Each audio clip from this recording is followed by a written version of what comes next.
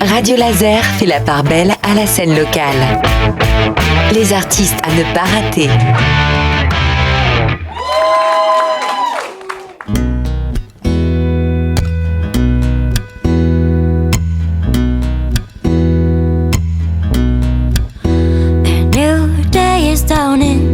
With a clear and sunny sky, forgotten space in my bed, forgotten hands on my hips you held.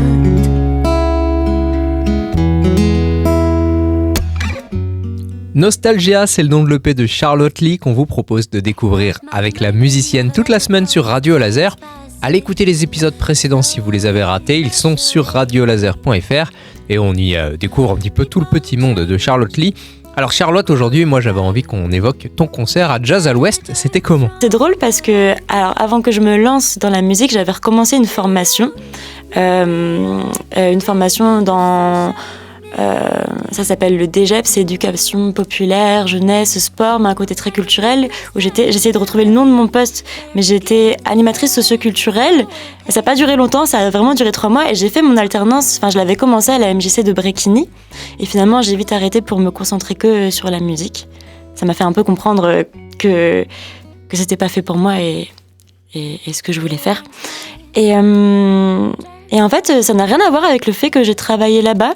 En fait, j'avais fait un petit concert chez un ami et il y avait un de ses potes qui était là.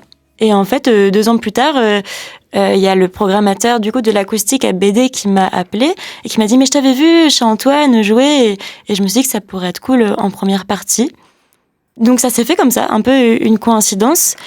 Et ouais, c'est vrai que ce concert-là, parce que moi qui joue beaucoup dans des bars aussi, dans des guinguettes l'été, après il y a d'autres événements, des fois il y a des petits festivals, des fois il y a des premières parties, comme à Jazz à l'Ouest.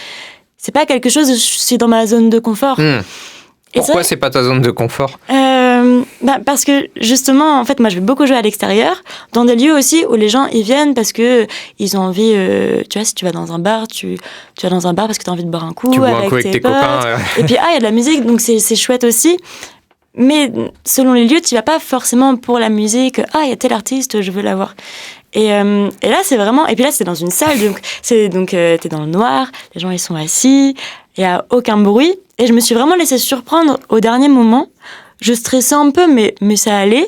Et vraiment 5 minutes avant, quand la programmatrice du festival a fait son discours, tu sais, moi j'étais derrière la porte et d'un coup j'ai eu un coup de pression, je me suis dit mais j'ai pas l'habitude de faire ça, et t'as le cœur qui commence à battre vite, et quand tu chantes et que tu stresses, le souffle c'est compliqué, et puis vraiment t'arrives et donc un grand silence, tu t'entends hyper bien, puis tu sais il y a des choses genre les lumières, merde en fait ça m'éblouit les lumières, j'avais pas pensé à ça, et donc j'étais hyper contente de le faire, et ça s'est bien passé. Et ça s'est bien passé, ouais, c'était chouette.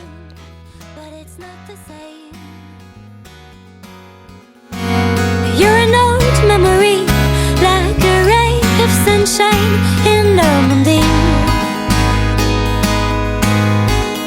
I'm a bit nostalgic today, better to get the feeling away.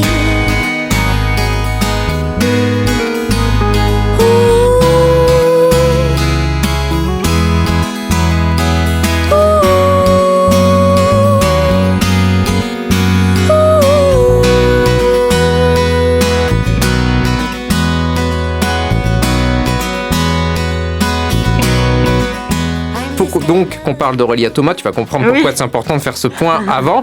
C'est donc la chanteuse de Aigo, un groupe qu'on a reçu plusieurs fois, il n'y a pas très longtemps. Ils ont sorti Rive Rouge, qui est leur premier EP aussi. Donc, vous pouvez aller écouter ça ou réécouter les podcasts où on discute avec Aurélia et Pierre de Aigo. C'est quoi vos liens avec Aurélia ? Est-ce que tu peux repréciser ça ? Ouais. Alors, Aurélia... on s'est rencontrés sur Facebook. On s'est pas rencontrés en vrai. En fait, à l'époque, je voulais monter un groupe fin 2023 à 2024, et avec basse, batterie et une personne au clavier, au chœur. Ça aurait été un peu différent de ce qu'on peut entendre dans Nostalgia, alors. Ouais, c'est ça. Moment où je cherchais encore mon chemin, je voulais travailler avec d'autres personnes, et donc j'ai mis une annonce sur les réseaux sociaux, et elle y a répondu. On s'est rencontrés et ça a bien matché. Et donc, on a commencé à arranger un petit peu des morceaux ensemble. Puis finalement, le temps a passé et je me suis dit, comme ça va prendre du temps, pourquoi pas jouer à 2, en fait, sur l'année d'après. Donc entre 2024 et 2025, on a vraiment passé l'année à arranger le set en duo pour pouvoir jouer. Et on a fait nos premiers concerts l'année dernière. On a fait 5 concerts ensemble. Et là, on va plus jouer cette année, cet été. D'accord, donc vous avez encore plein de projets ensemble. Ouais, on a encore plein de projets ensemble. Là, je vais commencer à développer le projet de groupe aussi, enfin. Et ouais, nos liens, c'est chouette parce que on est toutes les deux chanteuses, accompagnatrices de nos instruments. On est toutes les deux autrices, compositrices, interprètes. Donc déjà, il y a ce lien-là. On est aussi toutes les deux, on aime beaucoup la folk, on aime bien la chanson. Donc ça nous a beaucoup rapprochés. Toutes les deux aussi, on porte nos projets respectifs. Donc on peut beaucoup échanger là-dessus. Ouais. Et c'est trop cool quand t'es tout seul parce qu'il n'y a pas forcément des gens qui vont te dire ce que tu dois faire, ou des gens qui peuvent te donner des avis ou des conseils. Et je sais que nous, on s'échange beaucoup de choses. En fait, on s'entraide beaucoup. Et ouais, forcément, ça crée du lien. Puis maintenant, on est amis. Enfin, ça fait 2 ans qu'on se connaît. Et ouais. Alors, figure-toi que moi, j'ai proposé à Aurélia de te poser des questions. Ah oui, et je la remercie parce qu'elle m'a envoyé les questions vraiment 2 minutes avant que tu arrives dans ce studio. Okay. Donc voilà. Je vais te poser 3 de ces questions. Elle m'en a envoyé beaucoup. Je m'excuse, Aurélia, on ne pourra pas toutes les poser. Mais voilà. Je voudrais savoir déjà, pour toi, quel est ton rêve à vivre sur scène ? Quel est mon rêve à vivre sur scène ? Je me demandais quel genre de questions elle allait poser. Je pense que c'est vraiment de réussir à avoir une belle cohésion de groupe et d'avoir vraiment enfin un spectacle, un vrai spectacle bien défini du début à la fin. Quelque chose où ce serait vraiment un cadeau pour le public. Et peut-être aussi, moi, de mon côté, de me sentir plus libérée sur scène aussi. Tu vois, quand je parlais de Jazz Arrest, ce côté stress, de me dire, OK, là, c'est bon.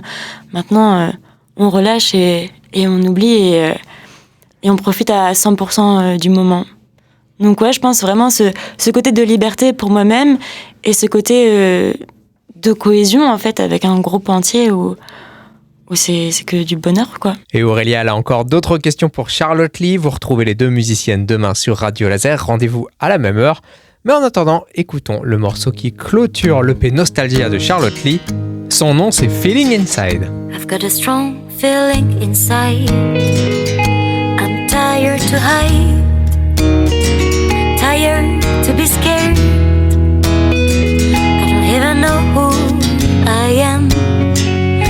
Gotta go step by step, and I find the strength I used to find before, when I needed something more. Don't want more regrets, I need to go straight. Don't want to look back on something done.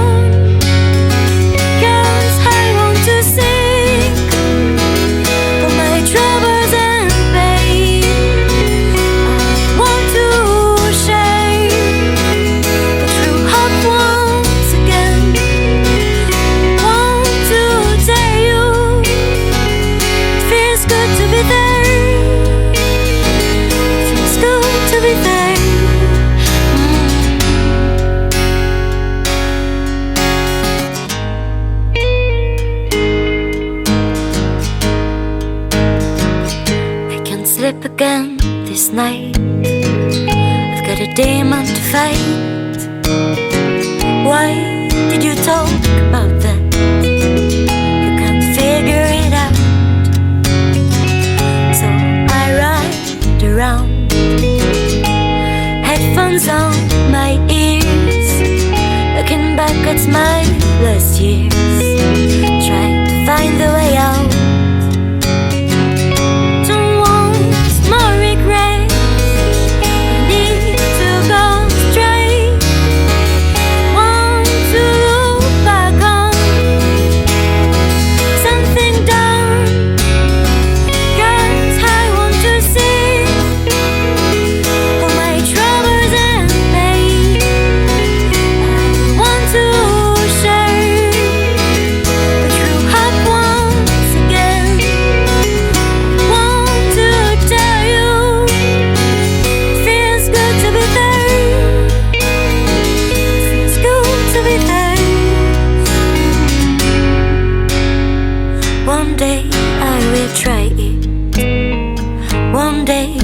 will